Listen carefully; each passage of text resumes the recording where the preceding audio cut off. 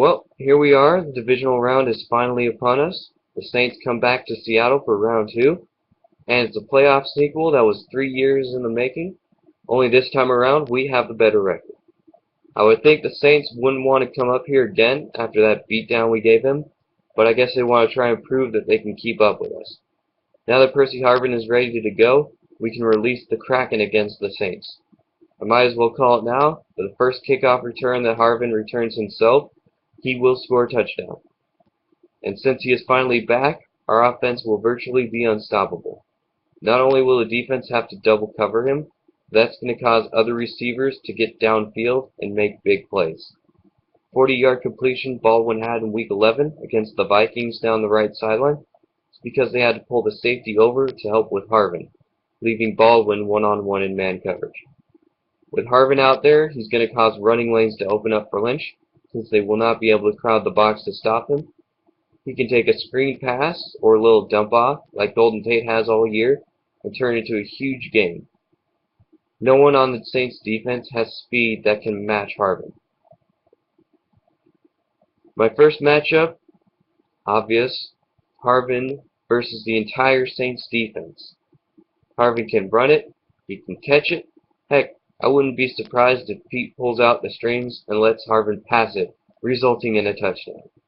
Last time we played each other, there was no Harvin, so you can't say the Saints are well prepared to at least keep up with us in this game and make it close, because they were not able to factor in Harvin against them, seeing how we announced Harvin being ready to play on Thursday.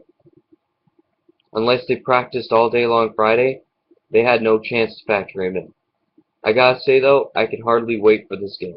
I've said all along Harvin will be back when we really need him the most, and sure enough, he's going to be going full blast in the playoffs. I will give you guys credit for seeing how you were able to go into Philly and pull out a last-second field goal to win it.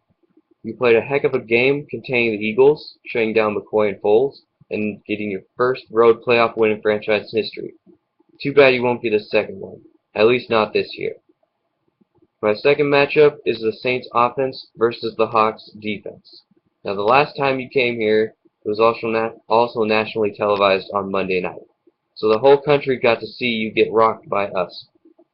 I know you won't be as bad as you were 6 weeks ago and actually try to make it closer than the 27-point blowout we had against you, but like I said before, we have Harvin now.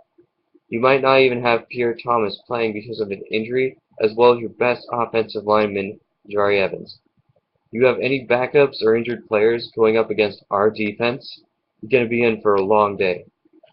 I mean, it's not like our depth chart to where backups are starting player caliber.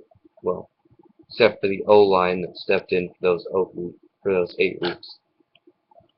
Without those two players playing, you Saints are going to have your run game be almost non-existent, just like 6 weeks ago. I will be watching to see when Graham is not on the field, since I know you will run it when he is off the field, seeing how you can't block worth a crap. I'm pretty sure our defense will know as well. Nothing can get by them. I look for Earl Thomas, to extend his streak of playoff games with an interception to 3 games. Hopefully Sherman gets 1 or 2. I also say we will stop them from scoring on their first drive, seeing how we did that all year long to opponents. And I know I usually do 3 matchups per game, but seeing how the playoffs are here, I think I'm just going to do 2 matchups during the playoffs. So my predictions for this game are Marshawn Lynch having at least 150 yards rushing, that coming directly from Russell Wilson, and 2 scores. Wilson will throw for at least 250 yards and 2 scores. Seahawks defense will keep Breeze under 250 yards passing and maybe only 1 or 2 scores. It's going to keep the rushing yards below 70 with no scores given up and have at least 3 takeaways, including 2 interceptions, along with at least 4 sacks.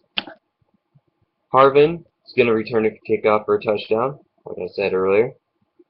And most importantly, the Hawks will win, with the final score being Seattle 40 and the Saints 13.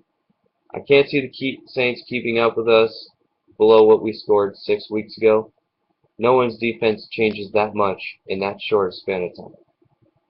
there you have it, YouTube. Hope you enjoy. I'm looking forward to the game. Hopefully you are too.